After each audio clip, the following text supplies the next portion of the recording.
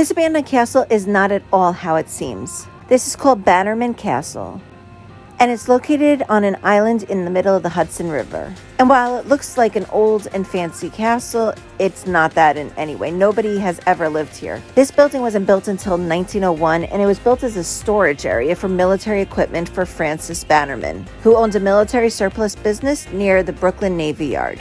And the building was never even fully completed. In 1918, when Francis Bannerman died, all construction stopped. And then just 2 years later, in 1920, about 200 shells exploded and destroyed much of the building. And then the island was pretty much left vacant until the 1960s, when New York State purchased it. All the old military supplies were donated to the Smithsonian, and then New York State started leading tours here. However, there was another fire destroying even more of the building.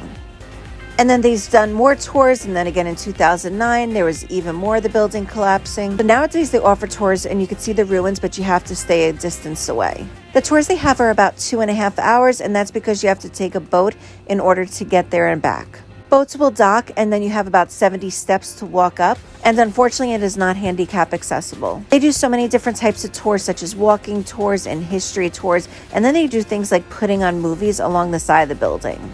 If you have your own kayak, you're allowed to go to this place on your own as well. Tours are open from May to October, and you can access tour boats through Beacon and Newburgh, New York. Personally, I drove to Beacon to grab the tour bus. However, it's also accessible by train. And I highly recommend purchasing tickets in advance because they do sell out quickly. And their website is bannermancastle.org if you want to check them out.